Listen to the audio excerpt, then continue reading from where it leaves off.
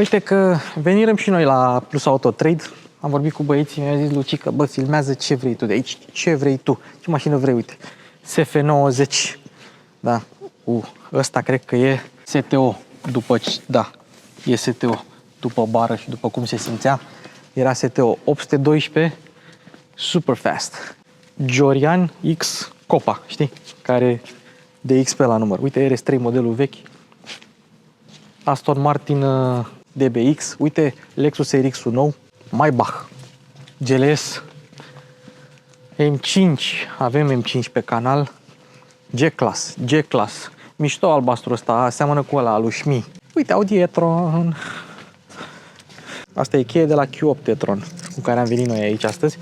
Ia, uite, Portofino, 296, mamă, uite ce mișto e configurat 296-ul ăsta. Mișto, dar ce să filmăm? Ce să filmăm pe aici? Ia să vedem. Turbo S Cabrio? E Turbo Cabrio, fii atent aici, că nu e Turbo S. Da, voi știți cât de rare sunt turbourile astea, că toată lumea și-a Turbo S. Are vreo 580 de cai, Turbo S are 650 și nimeni nu și-a Turbo sau Turbo Cabrio, toată lumea și-a Turbo S. Foarte rară, Turbo a apărut mult mai târziu, lumea nici nu știe că există Turbo. Și asta e ok. Și dacă vrei interiorul de la asta și exteriorul de la asta care să se potrivească, trebuie să iei și SF-ul ăsta. Sau Bogdan, care e la cameră, pe aia o vrea, dar vrea și Taycan. Ia stai mă că văzui ceva, ia vină încoa, hai pe asta o filmăm, vină încoa. E fii atent aici. Uite cât de șmecher e asta. E noul GLC, noul Mercedes GLC. Și vrei să știți ceva? E 100% chel. N-are nicio opțiune, exact așa cum îmi place mie. Ador mașinile chele, noul Mercedes-Benz GLC. Și ca să facem și o treabă ca lumea, o să avem un GLC chel, adică ăsta, și am filmat și un GLC full. Și o să facem o mică comparație, o să vedeți presărit prin tot clipul, niște comparații cu GLC-ul full. Dar uitați-vă cât de frumos e, tăticule, cât de frumos e. GLC 2023 chel. Cum arată un Mercedes de 60.000 de euro 100% chel? Hai, nu mai lungim, mașini cu Luci Popa în 4K, începe.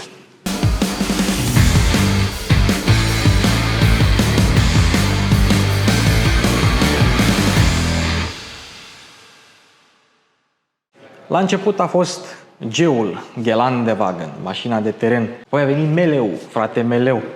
Și ușor, ușor au început să apară SUV-uri de la Mercedes. Apropo, știați că a fost și o versiune Mercedes Musso, de la SsangYong Musso. Căutați-o pe net, e foarte mișto. Aș da, mi-e la o mână și un picior să filmez. Una Mercedes Musso. Apoi a venit GLK. Și sper să nu greșesc, dar însemna Gelandewagen, L-ul de legătură și K este de la scurt, de la curt, cum e SLK. Ei, după aia au început Mercedes să schimbe denumirile și fiecare model trebuia să aibă la final clasa din care face parte, excepție fiind CLS, care e clasă medie și e trecută clasă mare și e trecută ca și lux. Și a venit GLC, prima generație de GLC. Iar acum avem a doua generație de GLC. Anul trecut, cel mai vândut Mercedes din lume a fost ăsta. 17% din toate Mercedes-urile produse anul trecut au fost GLC-uri. 16% au fost C-clasuri, deci numai, sau C-clasuri, că mașina asta teoretic se numește GLC. Și deci 33% din toate Mercedes-urile produse vreodată au C în nume, au finalul cu C. Deci practic cine vrea să-și cumpere un Mercedes să-și ia din ăsta, la revedere restul modelelor. Asta e și motivul pentru care C-Class Coupe, E-Class Coupe și S-Class Coupe o să fie tăiate și o să fie înlocuite de SLC. Ori CLE, ori SLC. Încă nu se știe numele. Mașina e făcută ori în Germania la Bremen, ori în China pentru piața chineză. E construită pe a doua generație MRA, adică platforma lor modulară pentru modele cu motor longitudinal și tracțiune spate. Acum toate vin cu tracțiunea integrală 4MATIC, Virmatic, dacă vrei să fii nemțălău. Nu mai găsești GLC-uri cu tracțiune spate și există și GLK cu tracțiune spate. Superbe alea. Aș conduce una. Prețul 59.400 de euro cu TVA inclus aici la Plus Auto Trade. Singura opțiune pe care o are această mașină, vopseaua nemetalizată alperlat. Deci e nemetalizată de alperlat, care costă vreo 372 de euro. În rest, cum o vezi pe configurator, așa apare și aici, mă. Și abia aștept să vă prezint. Începem cu farurile. Acestea sunt farurile LED High Performance, care sunt niște LED-uri simple cu reflector cu asistent pentru fază lungă, cu lumini de zi cu LED și semnalizări cu LED. Sunt farurile de bază. Cam așa arată niște faruri de bază LED de la Mercedes în 2023. Și acum, ca prin minune, Bogdan o să pună farurile și tot ce am filmat cu farurile Intelligent Light System cu proiecție, care sunt opționale pe GLC. Să vedeți acolo diferența. Hai să vă arătăm farurile. Wow! Fază scurtă, fază lungă și uitați cea mai tare chestie când oprești mașina, astea sunt farurile Digital Light cu proiecție, că sunt și Digital Light fără proiecție. Fiți atenți aici.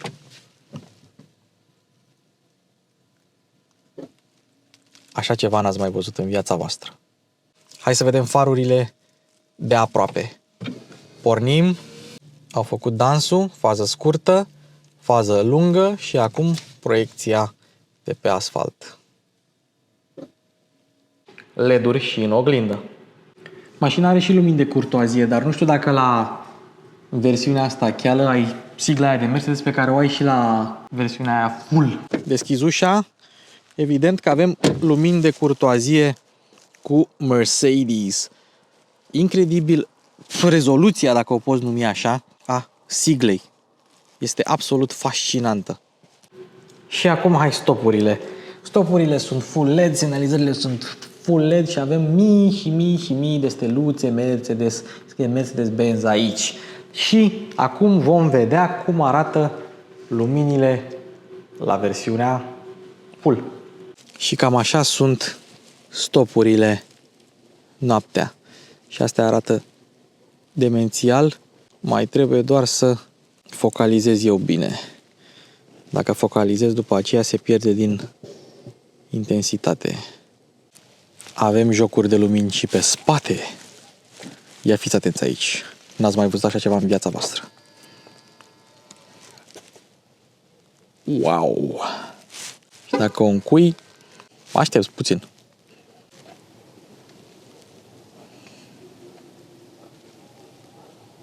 Fabulos! Avem emblema Mercedes mare, tare, frumoasă. În loc de camera frontală avem aici o aluniță, un muc, cum vreți să-i spuneți.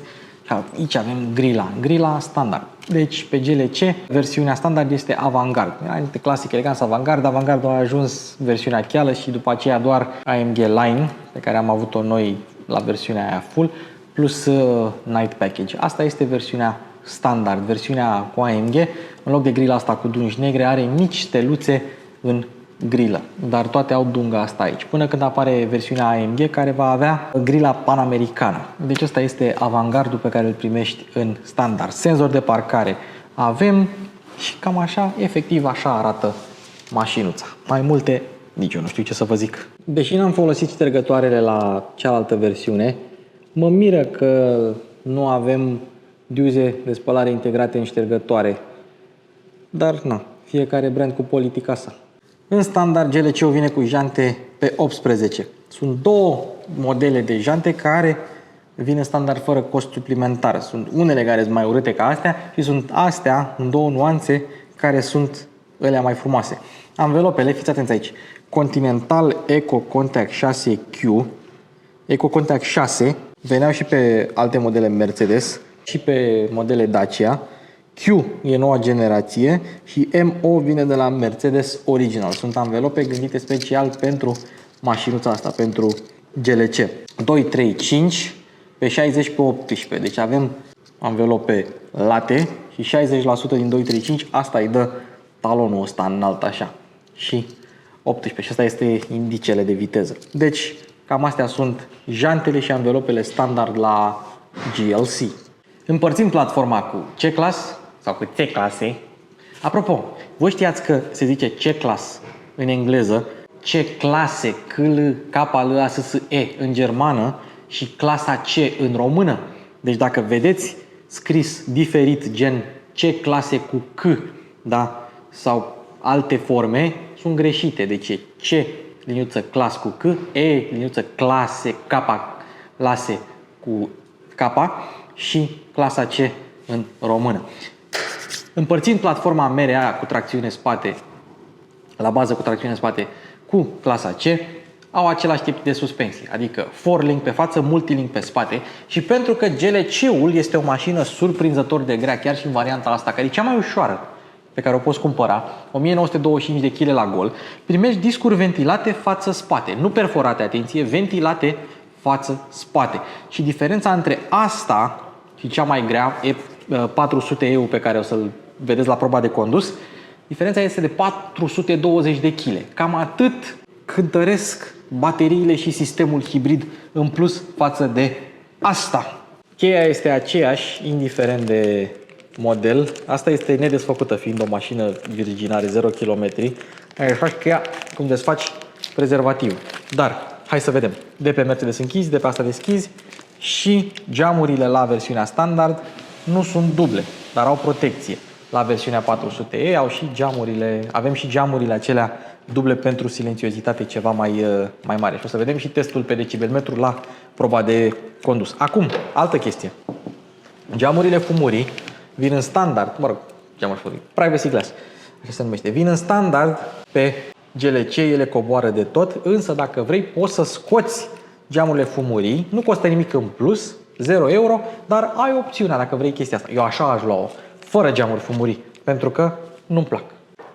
Și în versiunea standard, mașina vine fără keyless. Că înseamnă că trebuie să deschizi mașina din cheie, exact așa cum se făcea odată pe vremuri. Și observăm că ușile nu acoperă pragurile, deși avem de-a face cu un SUV, deci atenție să nu te murdărești când ieși din mașinuță. Hai să vedem materialele la un GLC Chel.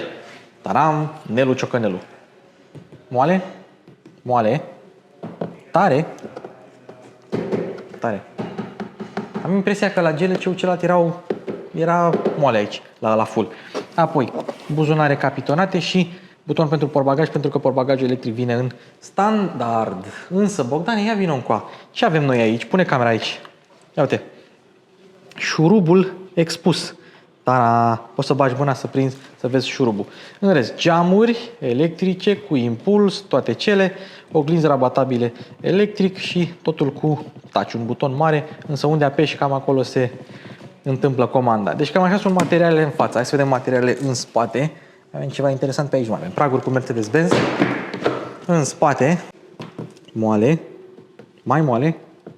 mai tare, tot așa buzunare mari, foarte, foarte mari, dar necapitonate aici în spate. Și observăm că avem și lumini ambientale, o să vorbim despre ele un pic mai târziu. Ele vin în standard, însă nu sunt la fel de cuprinzătoare cum sunt luminile ambientale de versiunile full și o să vedeți mai târziu cum arată. Parbrizul, dacă vrei, poate fi încălzit. Are aici senzorii și camera, dar uite, avem aici pe interior un Abzibild cu Mercedes. Înainte era semnătura lui Gottlieb Daimler. Acum, pentru că producătorul nu se mai numește Daimler, se numește Mercedes-Benz Group, au pus chestia asta, Mercedes. Din 2022, toate Mercedes-urile sunt făcute de Mercedes-Benz Group, nu mai sunt făcute de către Daimler.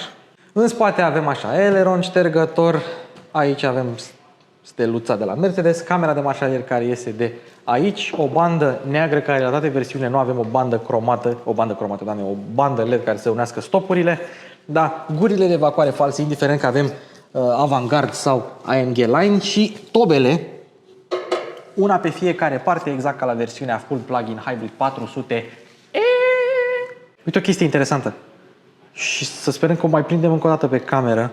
Încercam să arătăm portbagajul, să facem chestii trestii. Erau geamurile deschise și după ceva timp s-au închis geamurile singure, însă cele față au rămas puțin deschise în cazul în care e cineva în mașină și are nevoie de aer. Deci după vreo 5-10 minute se închid geamurile singure la mașina asta.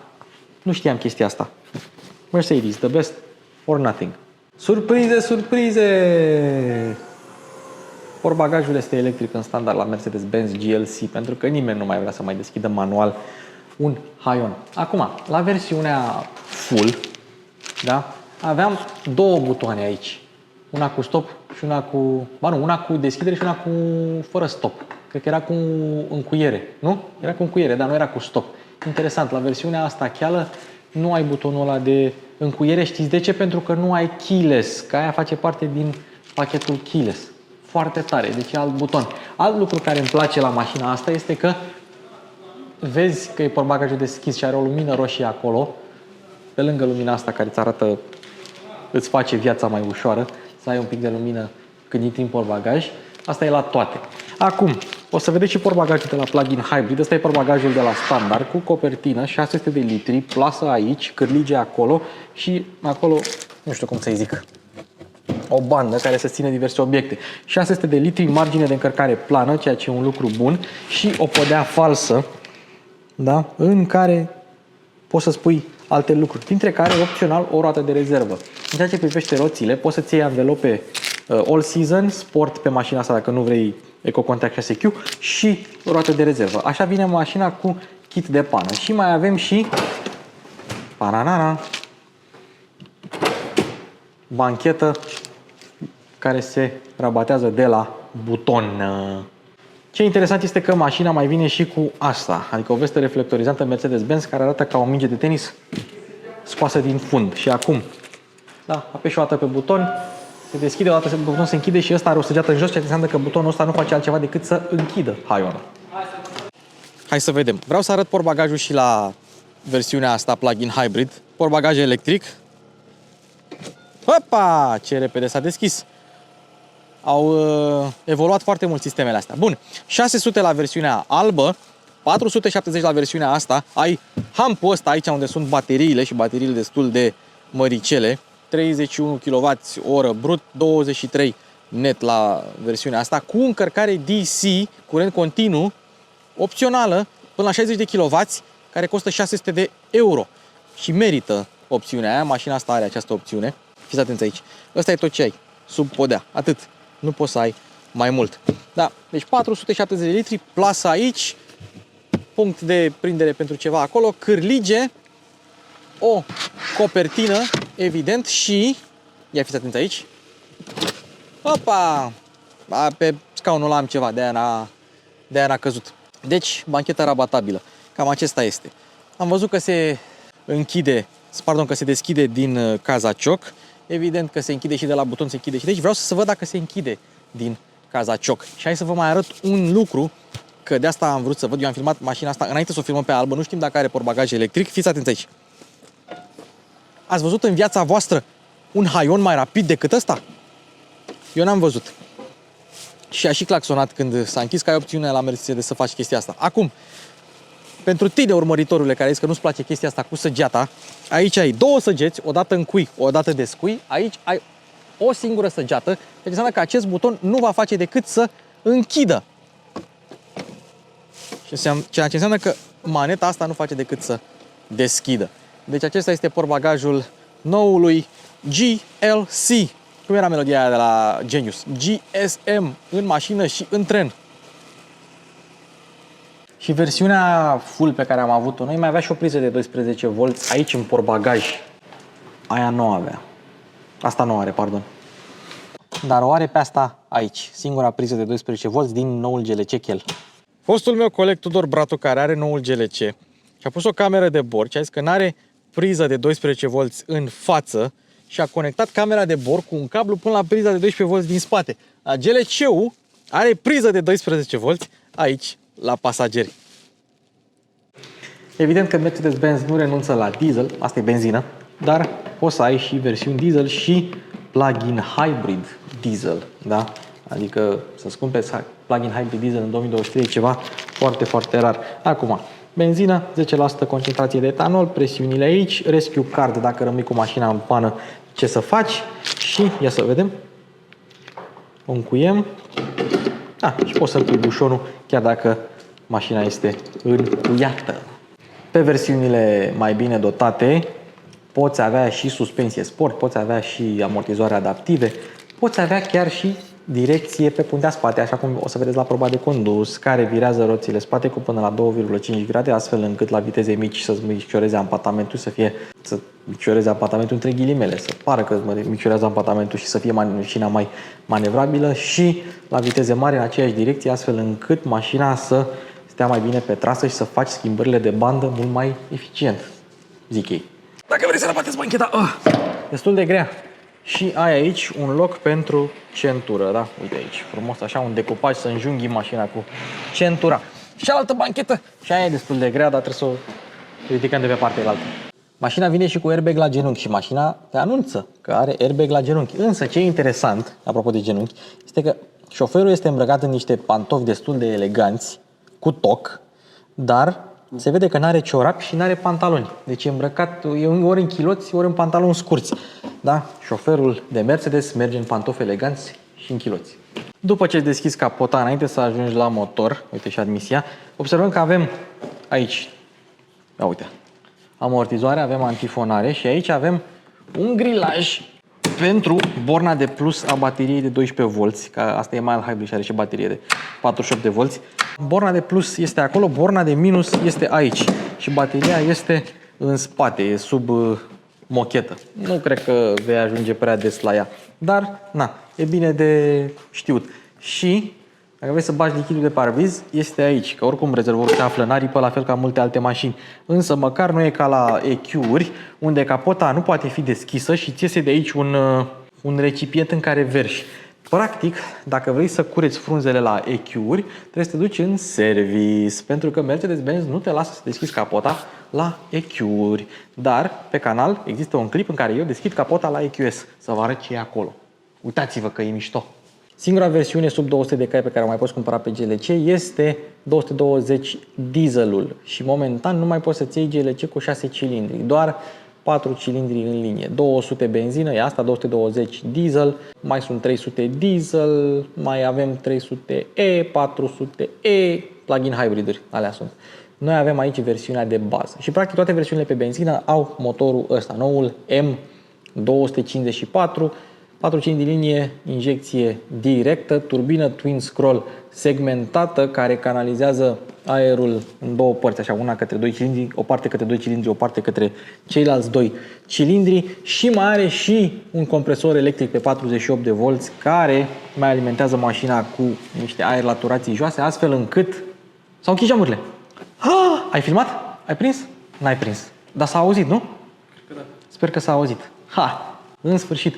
Toate cele 4 geamuri sunt deschise. Dar hai, mai facem o dată chestia asta. Hai, adică deschidem geamurile și mașina e descurată. Uite câta musca, fii atent aici. Uite câta musca.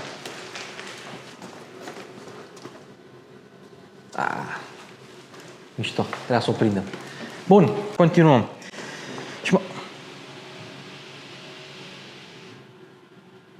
Cum și de ce? Hai, că asta e mișto. E sistem anti-muște, mă. Să nu intre muștele în mașină. Detectează muștele, are senzor de muște. Da? Mașina descuiată. Și acum hai să vedem. Că vedeți că nu se închid de tot. În cazul în care mai ai un câine, o pisică sau o muscă, să iasă. Așa. Compresorul ăla electric pe 48 de volți mai suplimentează motorul cu ceva aer la turații joase, astfel încât să nu ai turbolag. Și compresorul face parte din sistemul de 48 de volți, ai un motoraș electric, un starter generator în cutia de viteze 9 G-Tronic cu convertizor, o baterie de 48 de volți. Nu știm exact capacitatea, că n-am găsit-o, oricum e micuță, undeva până la 1 kWh. Și tot acest sistem face ca mașina să aibă impozitul mic, că asta contează la români, să aibă impozitul mic, tată.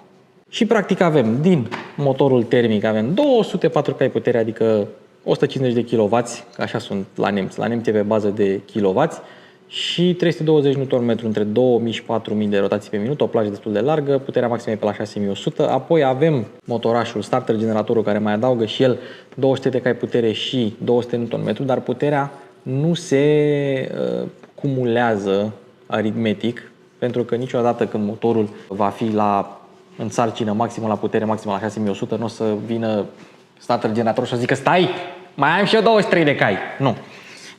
E doar atunci când accelerezi pe turații medii ca să elimini consumul mare al unei mașini care accelerează. Consumul care e declarat de ei de 7,3 litri de kilometri. Ceea ce pentru o mașină de 2 tone cu cutie automată cu tracțiune integrală, care mai scrie și Mercedes pe ea, eu zic că e decent. Nu știu cât o să consume. 10 în București, 7 în afară, să zicem. Cam așa, dacă mergi liniștit. Acum, mașina face 100 în 7,8 secunde, dieselul ăla de 200 de cai, 197, face 100 în 8 secunde, viteză maximă 221 de km pe oră. Suficienți, dacă e să mă întrebați pe mine, pentru anul 2023, pentru o versiune de bază. Având în vedere că versiunea de bază la GLK, de exemplu, era 2.2 diesel, 136 de cai, tracțiune spate. Deci au mai evoluat și nemții între timp. La versiunea plug-in hybrid, garda la sol este de 145 de mm. Nu știm, că n-am găsit cât e la versiunea de bază, dar nemai având bateria aia acolo, garda la sol e mai mare. Ei bine, aici ai 30 de centimetri ca să nu atingi sau să nu zgâri bordurile. Evident, mașina are și niște unghiuri de atac, degajare și de rampă decente, undeva sub 20 de grade.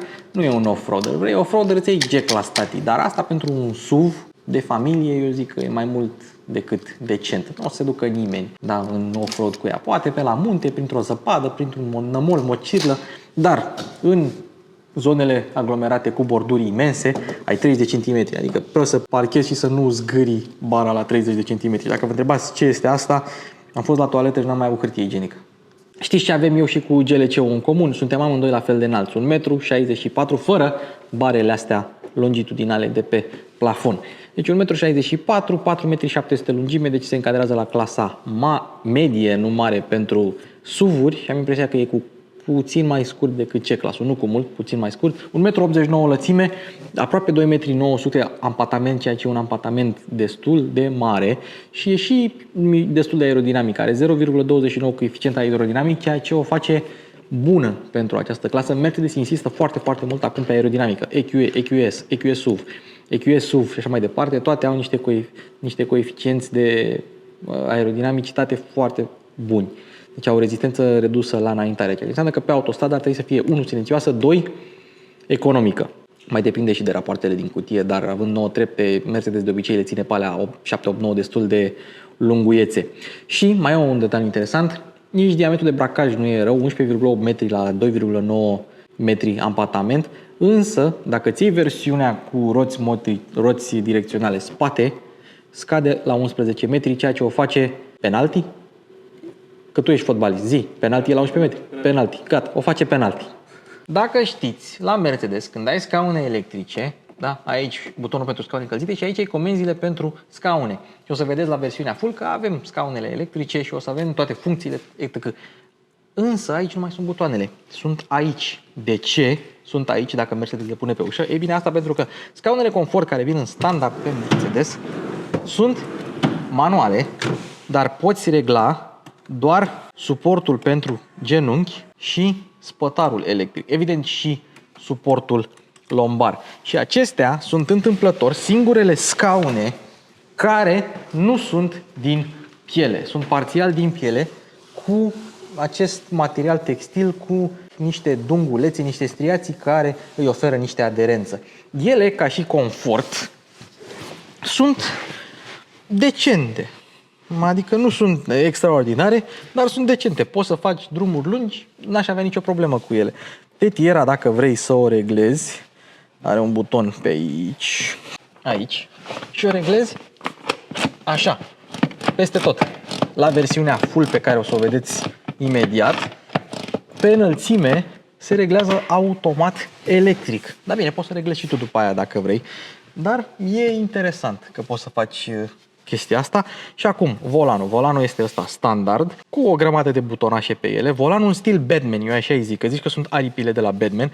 Subțire, cu decupaje, mai subțire decât la AMG, și ceea ce înseamnă că se ține mai bine în mână, reglabil manual, cu schimbător, cu tot ce vrei pe el. Și padelele care nu vin în standard, dar nici nu costă în plus. Deci are opțiunea de padele, doar că opțiunea de padele vine la un extra cost de 0 euro. Ceea ce ar fi păcat să nu le iei, nu? Și la versiunea cu pachet AMG, ele sunt cromate. Bă, aici sunt plasticon. Scaunele astea sport cu comenzi cu touch au o chestie foarte interesantă, pe lângă încălzire, memorie și o să mai arătăm ce mai au imediat. Dacă îți setezi memoria, uitați-vă la tetieră. Are și tetieră electrică, dar dacă nu-ți convine cum este setată tetiera, stai că vreau să ajungă la partea mea, aici am un buton și o poți regla tu. Da, dar nu pe înălțime, pe adâncime. Deci foarte ok scaunele. Eu mi-am făcut memoria și dacă îmi setez acum înălțimea 1,64 și start seat positioning, îmi pune scaunul în poziția în care crede mașina că e cel mai corect să stai. Da? Eu oricum stau cu scaunul pe spate, că am probleme cu spatele. dar hai să vedem cum ar trebui să fie poziția corectă la o persoană de 1,64. Problema la sistemele astea, cum are și Mazda chestia asta, este că nu știe mașina cât de lungi ai picioarele. Cam asta ar fi singurul minus, să zicem. Ia să vedem, start positioning. Interesant. Deci m-a dat mai pe spate, mi-a îndreptat scaunul. Aici, la genunchi, mi-a mărit suportul, deci a căzut ca în picioare ceva mai lungi, mi-a dat volanul mai așa. Ei, în poziția asta de 1,64 eu nu ajung la pedale. E un gimmick, uneori poate să meargă, alteori poate să nu. Sunt prea depărtat de volan și nu ajung la pedale. Aparent 1,64 sau celelalte persoane cu 1,64 au picioare mult mai lungi decât mine. Eu știu că am picioare scurte pentru că mă cheamă Luci Minciună Popa. Avem lumini, avem mânere, avem cârlige, avem plăsuță aici și avem celebrele guri de ventilație pe care o să vedeți și la versiunea full, însă aici nu mai avem climă și nu mai avem nici pachetul de USB, deci nu avem nici climă, nici USB-uri în spate, cam atâta primești, trebuie să plătești în plus, nu mai țin minte cât costă, 100 și ceva de euro USB-urile și clima, dacă vrei, clima termotronic, asta e clima termatic cu 2 zone, atunci nu mai ai găurica aia acolo. Și suportul de pahare cu suport de telefon, frumos, și nu avem ski hatch, ba nu, avem ski hatch, doar că este ski hatch cu renunțare de loc central. Bun, în rest, bancheta e mai tare decât sunt scaunele în față. Surprinzător de tare, surprinzător, dar așa sunt destul de ergonomice scaunele. În rest, aceeași mașină precum în față. Climatizarea spate arată ca Bender din Futurama. Cel mai tare serial Futurama, cel mai tare. Un ochi așa, un ochi așa. E beat. Acum e lovit. Bă, zici că e Bender, mă. Trebuie să mă uit chiar la Futurama. Hai să vedem materialele. Moale. Aici nu dăm evident, sunt ornamentele standard. Moale, moale, moale, moale. Aici mai tare. Aici moale. Și pe uși le-ați văzut și aici tot moale. Deci materiale moi.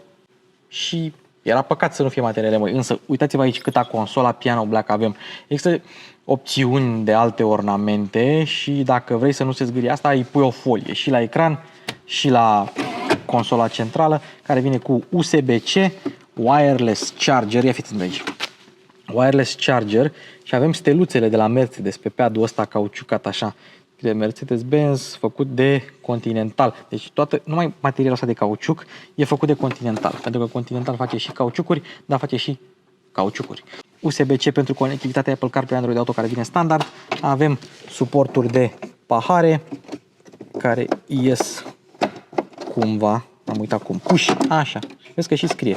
Ăsta e cu push și ăsta nu cred că e fără push. O cotieră destul de încăpătoare cu încă 2 USB-C-uri pentru conectivitatea Apple CarPlay Android Auto. Am spus și la versiunea full că avem 3 USB-uri pentru conectivitate, ceva mai rar, și aici spune să nu cumva să stingi țigarea, da? Nesimțitule, în tăvița asta, că nu e pentru așa ceva. Cotiera este capitonată și este destul de încăpătoare. Încape una bucată Nelu Ciocănelu în ea. Deci așa cu spațiile de depozitare, și dacă Bogdan va fi suficient de drăguț să deschidă și torpedoul care se încuie cu cheie, da? Atunci observăm că este capitonat, iluminat, amortizat, dar la versiunea cheală nu este refrigerat. Apoi, microfonul pentru Bluetooth, aici avem parasolar cu lumină și aici, în mod normal, s-ar deschide trapa, doar că noi nu avem trapă și aici e doar gol. Și luminile, evident, pe care o să le vedeți și la versiunea full. Ce e interesant este că, 1.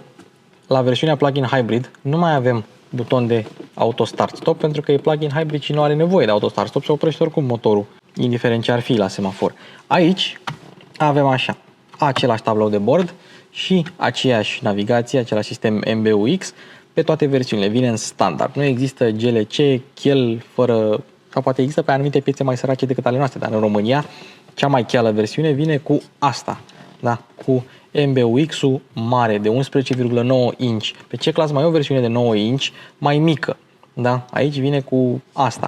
Nu există nicio diferență între sistemul ăsta de infotainment și cel de pe versiunea full. Evident, nu avem sistemul Burmester Surround care costă 1000 și ceva de euro de sonorizare, dar în rest funcțiile sunt aceleași și evident nu avem nici funcțiile de mașină plug-in hybrid. Însă, tot sistemul de infotainment o să-l vedeți la versiunea full, pentru că este absolut identic Apple CarPlay, Android Auto cu fir sau wireless. Și indiferent de ce mașină îți alegi tu, dacă te duci la autovehicul frumos și te duci la, nu știu, la consum sau la alte chestii, îți apare un GLC cu pachet AMG. Adică cum ar vrea Mercedes să-ți cumperi tu GLC-ul. Și hai să vedem și modurile de rulare, pentru că sunt alte moduri de rulare la plug-in hybrid. Aveam B, hibrid, electric, sport și individual. Și aici avem off-road, avem efficiency sau eco, confort, sport și individual. Dar fiți atenți aici. Nu poți să o pui pe sport cu sarcină pe plafon. De ce? Nu știu. Habar n-am. Restul infotainmentului îl vedeți la versiunea full. Hai să vedem și tabloul de bord. Ai aici diverse informații și harta, dar surpriza este aici. Te duci pe home și ai toate tipurile de tablou de bord. Understated, foarte ok, mergem, trecem pe sport, pe asta o să facem proba de condus, mergem înapoi la home, classic pe care l-am văzut, navigation, să ai toată harta, dacă chiar vrei acest lucru, dar nu poți să ai Apple CarPlay și Android Auto. Deocamdată în tabloul de bord ar fi mișto să ai harta.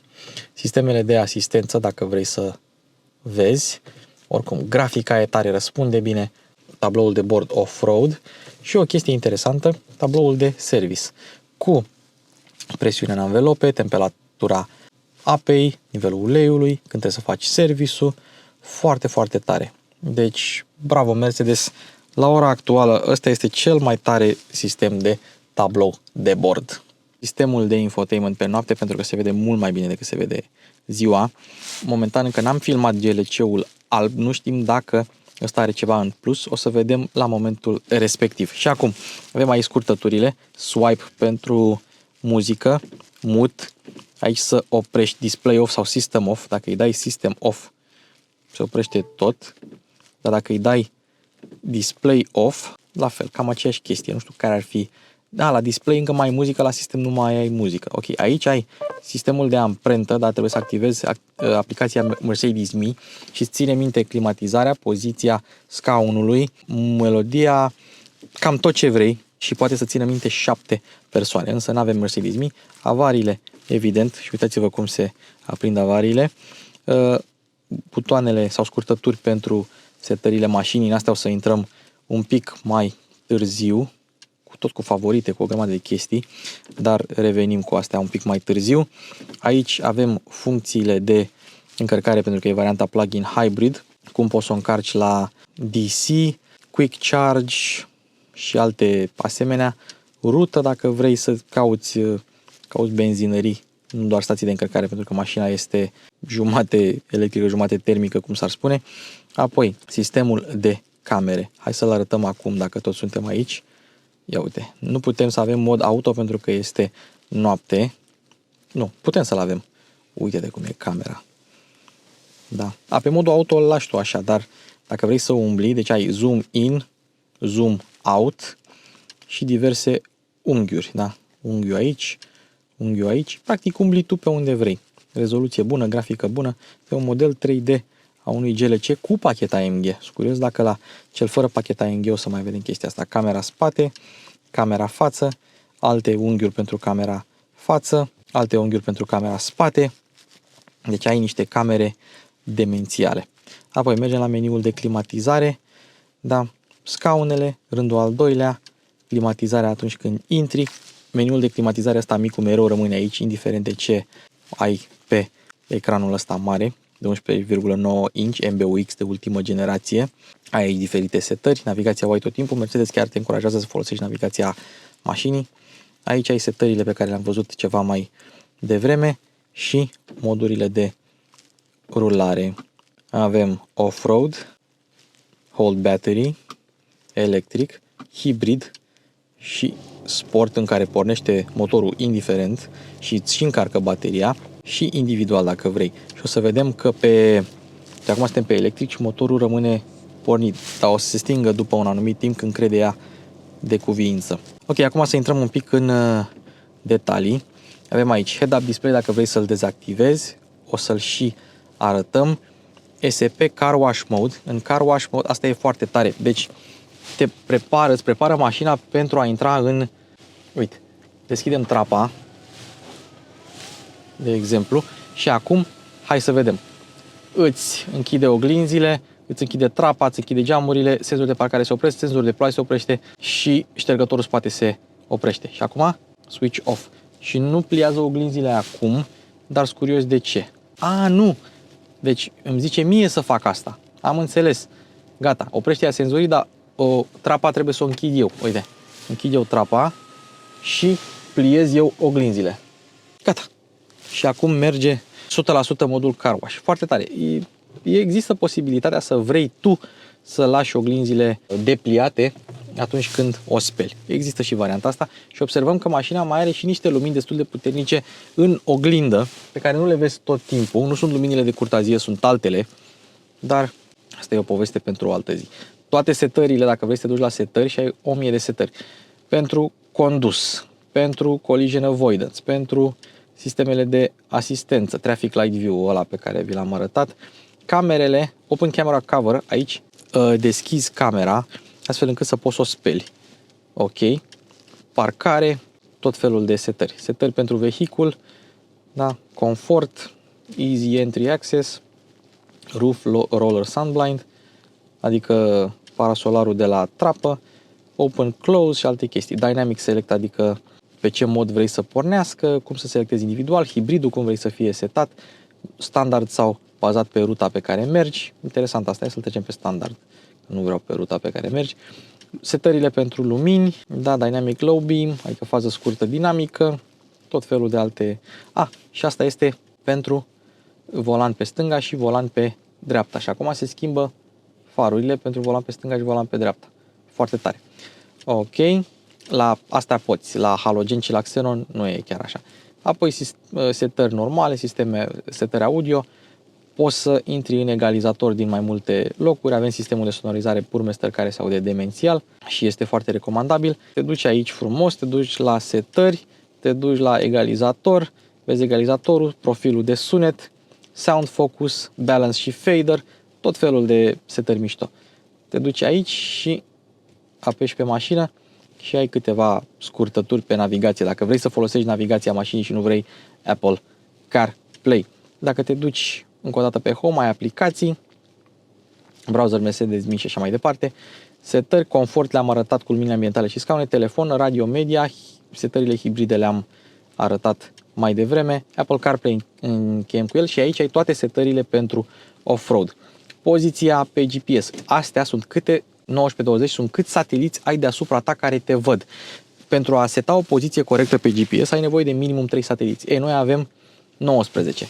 Aici avem tot felul de unghiuri, altitudine, temperatura în anvelope, presiunea în anvelope, setări cu privire la motor, așa, cu toate că suntem încă pe electric, motorul încă e pornit, mai încarcă puțin bateria și tot felul de alte mici setări, inclusiv camera asta, și asta chiar voiam să o arăt, că nu știu dacă există pe modelul standard. Stați un pic să-mi pun poziția la volan, îi trec în drive și fiți atenți aici, mergi în față și vezi ce ai sub tine. Problema este că acum e noapte, da, și nu o să poți să vezi chiar ce ai sub tine pentru că farurile nu bat imediat sub mașină. Dar când e zi, poți să vezi totul, dar absolut totul. Foarte tare chestia asta. Deci cam astea sunt. Mai avem totuși, hai să vedem și planeta, dacă putem să vedem planeta.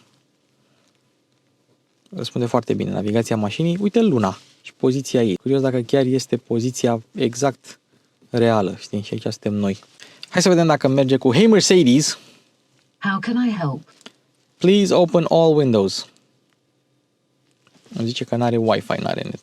Hey Mercedes. What would you like to do? I'm cold. I'm increasing the temperature to 24.5 degrees. Deci merge, dacă vrei până la urmă, merge. Și vă mai arăt o setare aici. Graphic goodies. Chestia asta e la display în messages aici. În zile speciale se schimbă puțin. De Crăciun, căsuța asta e acoperită cu zăpadă.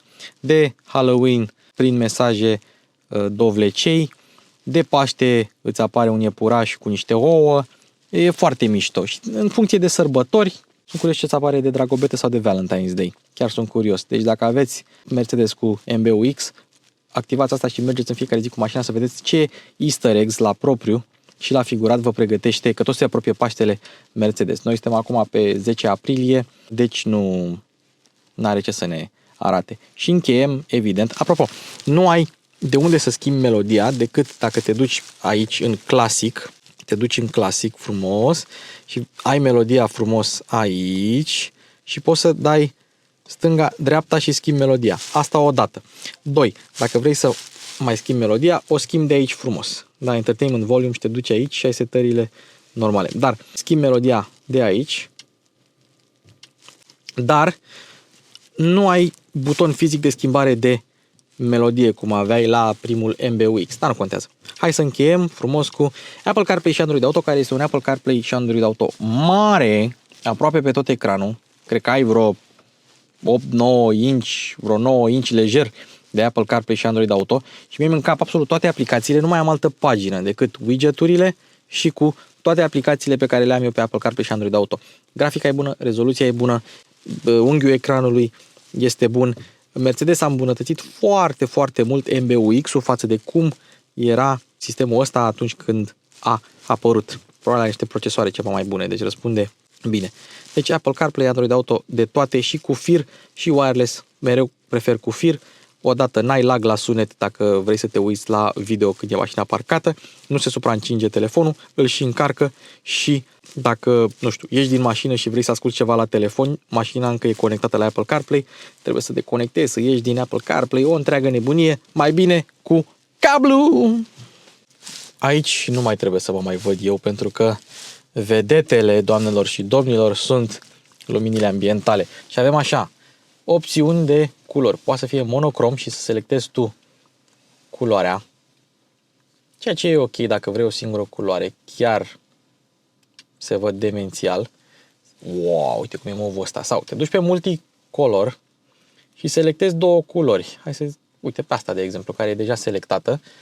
Da? Brightness, maxim, effects, multicontour animation, climate, whatever, color animation, warning when exit. Deci odată asta, dacă vine cineva din spate, luminile se fac roșii. Am testat-o. Acum trebuie să pornesc chiar. Ba nu, e deja pornită. Climatizare. Dacă selectez climatizarea, uite, rece, cald, rece, cald. La pasager la fel, rece, cald, foarte tare. Hai să o oprim. Și mai e chestia asta cu multicolor animation. Practic, culorile se schimbă. După un timp se schimbă culorile. Uitați-vă cât de mișto arată. Deci Mercedes chiar stă bine pe lumini ambientale. Chiar stă foarte bine pe lumini ambientale. Începem cu parcarea automată la versiunea full plug-in hybrid. Select parking space. Ce tare. Ți-o bagă cu fața așa și ți-o bagă cu spatele așa. Hai cu spatele și ținem apăsat pe butonul ăsta. Îmi zice să o bag în marș arier. Am băgat-o. Și este sistem din... Uite, și semnalizează pentru tine. Este sistem de parcare automată care parchează în funcțiile de dungile trasate, nu în funcție de alte mașini. Iar locul de parcare l-a găsit instant. Eu mă așteptam să-l caute, dar el îl găsise deja de mult. Să vedem, avem și un stâlp, am ales locul. E fix ăla cu stâlpul. Ok, și a parcat la fix. Bravo! A parcat foarte, foarte repede. Bun, hai să vedem cum se conduce GLC-ul, de data asta full și plug-in hybrid. Mai avem 35% baterie, adică vreo 36 de kilometri. Aș putea să ating cifra aia de 130 de kilometri, dar n-am vrut să merg mega, ultra, giga economic. Poți să scoți 100 lejer. Asta înseamnă că consum undeva la 24-25 de kWh pe 100.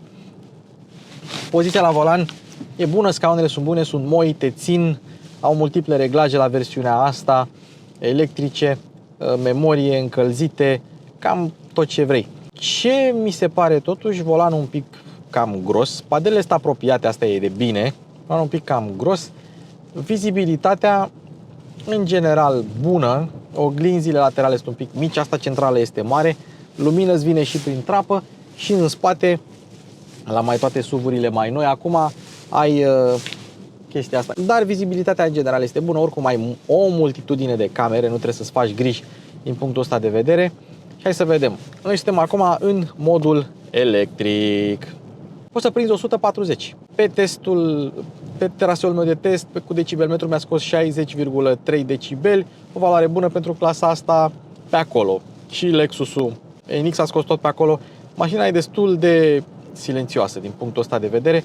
Eu am pus din greșeală farurile pe fază scurtă, trebuia să le las pe auto ca să avem fază lungă automată și să vedem cum funcționează Digital Light-ul. Și probabil ați văzut deja farurile, cum luminează ele sau cum se văd ele noaptea, în funcție de cum punem cadrele pe ăsta. Uite, dacă suntem în modul electric, avem așa, regenerare automată în funcție de mașina din față și în funcție de traseul pe care îl vede pe navigație, sau poți să te joci cu regenerare. Și ai D+, în care face coasting, foarte puțină regenerare, ai D normal, în care mașina regenerează puțin, și D-, în care mașina începe să regenereze.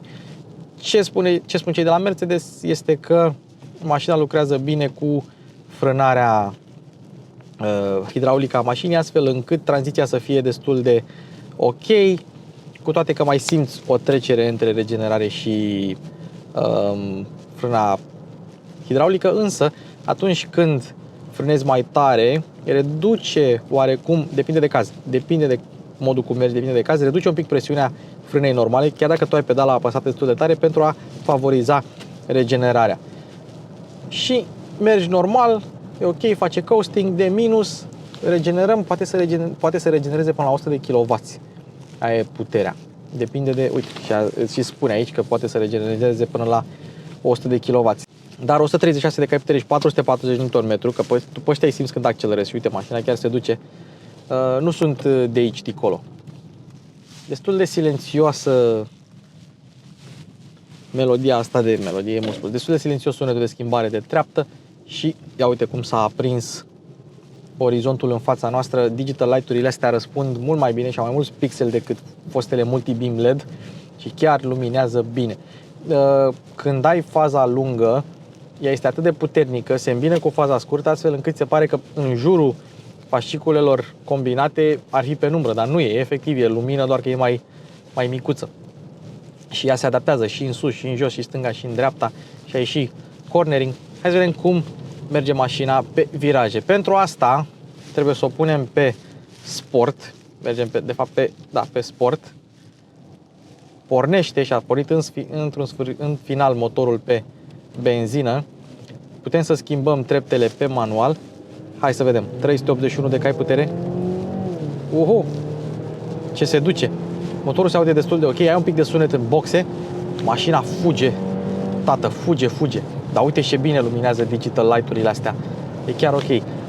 Volanul are o servodirecție asistată destul de agresiv, în sensul că nu e foarte asistată. Chiar se întărește volanul. Nu pot să spun că ai foarte mult feedback în volan. Cutia nouă Getronic schimbă minișor, nu e cea mai rapidă, însă mașina asta este echipată și cu sistemul de direcție integrală pe puntea spate.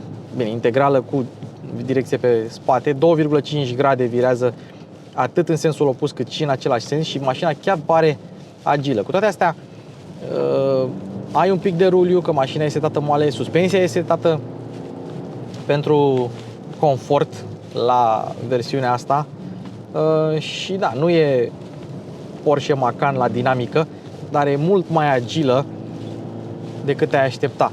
Și chiar farurile țin pasul cu tine.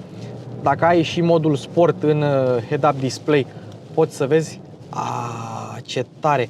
A văzut, nu știu dacă s-a văzut pe cameră, dar a văzut mașina parcată, camionul parcat și efectiv cât era camionul a oprit faza lungă fix acolo. Să nu orbească eventual om care ar fi acolo, la mașina era parcată. Bun, hai să vedem un test de frânare. Simți masa, totuși, 2,3 tone la gol, nu e rău. Cu noi în mașină și cu rezervorul plin, te duci în 2 tone jumate. Peste dâmburi mașina e ok. Hai să vedem și pe la 20 de km la oră, aia a fost la 10, la 20, destul de ok. Avem oamenii în față, mașina îi vede și nu pornește faza lungă. În momentul în care trecem de ei, ia uitați-vă aici, ar trebui să pornească. Acum a pornit. Cam după 65 de km pe oră pornesc matrixurile sau digital light-urile, cum vreți să spuneți. Poziția la volan nu e una sportivă, nici la GLC-ul vechi nu era una sportivă, însă la GLC-ul vechi eu aveam mari probleme, aveam scaunul foarte sus și abia ajungeam la pedale. Aici am o poziție mult mai bună la volan. Tupii, da, și e foarte agilă, hop, mașina dă să subvireze puțin dacă te dai la ea, însă reușește prin transferul de cuplu și prin direcția integrală să mențină o oarecare neutralitate pe trasă până când chiar îi dai. Dar, uite, destul de silențios. Hai să trecem pe manual din nou și ai cuplu electric înainte să intervină motorul pe benzină. Vum. Vum. Deci cam așa stă mașina. Ia, o să ieșim din zona asta și o să mergem pe o porțiune de linie dreaptă, să facem și un 0.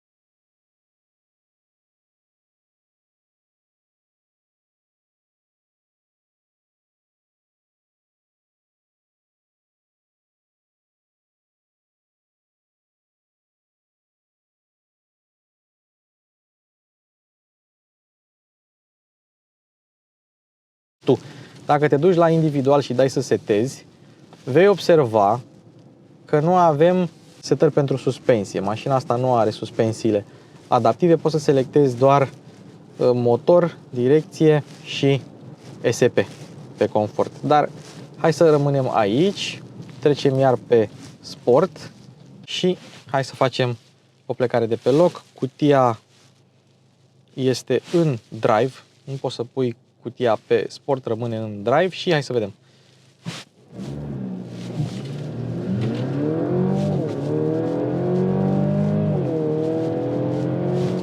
...100, gata. E limita de 90 pe aici. Am rămas la 100. Mașina accelerează bine, accelerează lin. Nu îți rupe capul, adică nu se duce. Ei, dar când te duci încolo pe reprize, întâi intră cuplu electric, uite, 80, 90, 100 și ea se duce. Sau 60, 100 dacă putem să facem acum. Da, uite, 60. Suntem 54 până la 100. Opa, și-a plecat bine.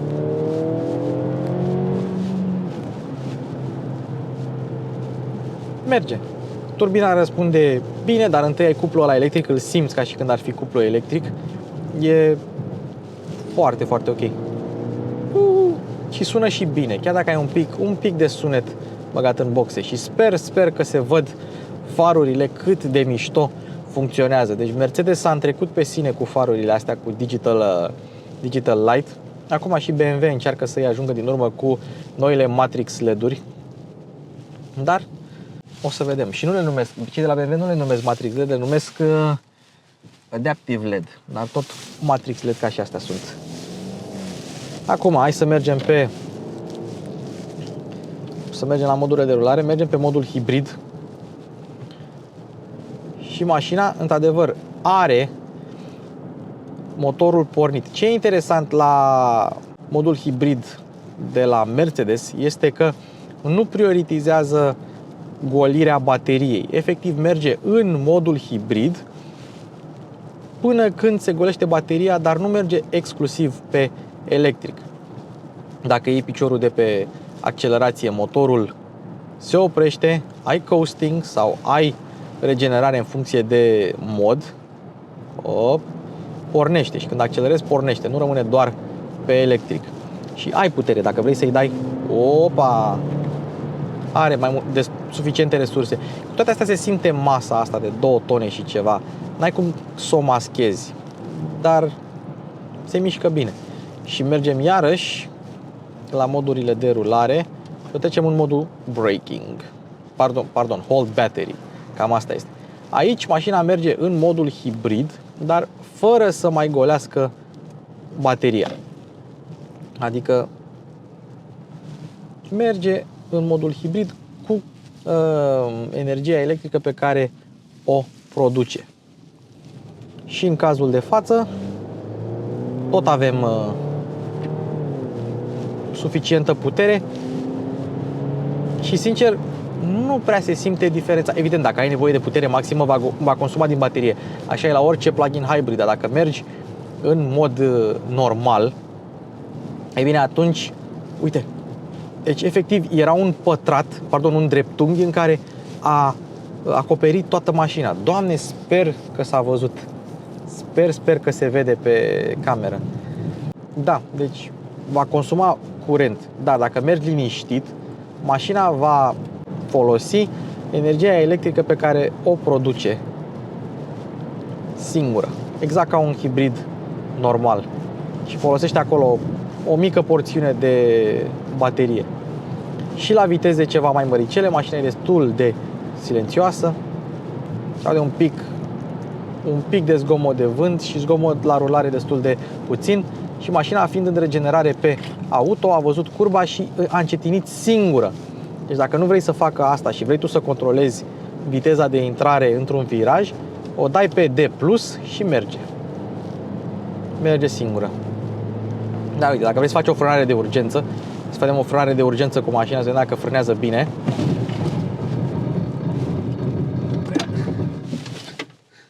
Mașina a frânat foarte bine, a pus avariile și pornim pe electric. Se simte masa, da? Ai tangaj la frânare, simți cum se urcă masa pe tine, dar totuși sistemul de frânare e bun. E bun, e foarte, foarte stabilă pe frânare, nu a dat niciun semn de mișcare stânga-dreapta, e ok. Chiar e ok mașinuța.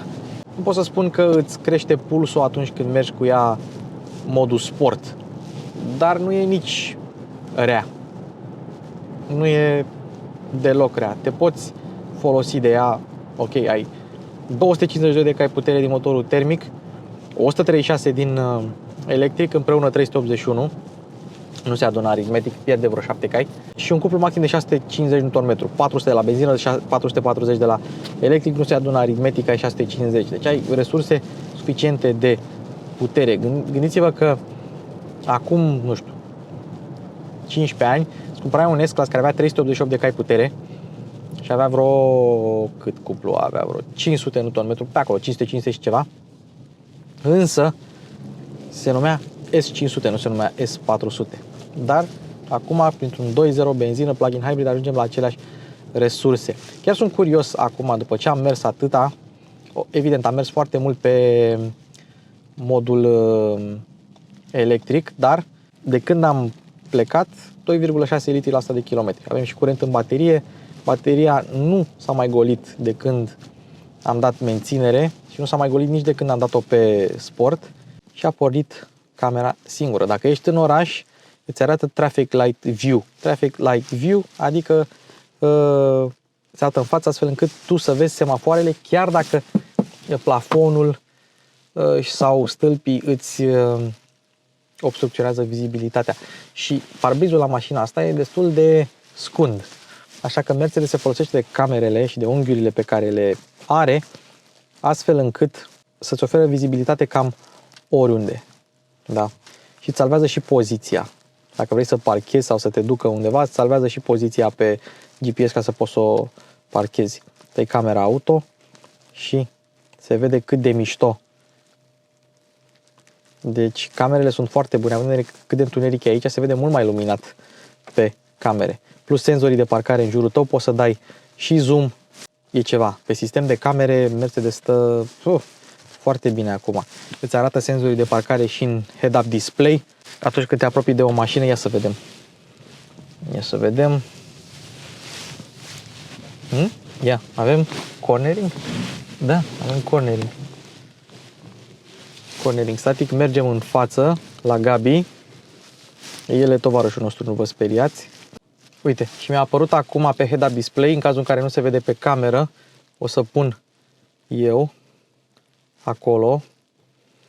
Ok, și aici avem perimetrul, sau cât mai avem până la Gabi. Vedeți? Foarte mișto. Tare. Am mai descoperit o chestie. În față este Gabi și dacă te apropii de mașină îți arată un triunghiuleț și acum dacă te apropii prea mult de mașină îți arată două mașini care intră în coliziune. Uitați-vă. Cele două mașini mi arată că sunt prea aproape de mașina din față și proiectează pe asfalt chestia asta. Fabulos! Și cam așa arată un Mercedes Scale în 2023. Ce părere aveți? Auzim în comentarii. E posibil să fi făcut un outro și din versiunea cealaltă. O să le amestece Bogdan cumva, că el e geniu la editare. Mulțumim Plus Auto Trade pentru mașină. Uitați-vă ce stoc au acolo. Superb, da? Le mulțumim că ne-au lăsat să filmăm mașinuța asta. Căutam un GLC, dar sincer nu credeam că găsim un GLC Scale, pentru că toate mașinile de presă sunt full. Aia era 94 sau 95 de mii. Asta este 59.400 la Plus Auto Trade, 0 km. Și are și benzină. Ha! Eu băgat benzină. Da. Mai are aproape un sfert de rezervor. Deci cumpărați-o pe asta care are un sfert de rezervor. Ne auzim în comentarii. Sper că v-a plăcut clipul. Bogdan la cameră, Bogdan la edit. Bogdan și la cameră și la edit la mașina full. Șapca cu Mercedes este aici. Și oficial mașini cu Luci Popa se încheie.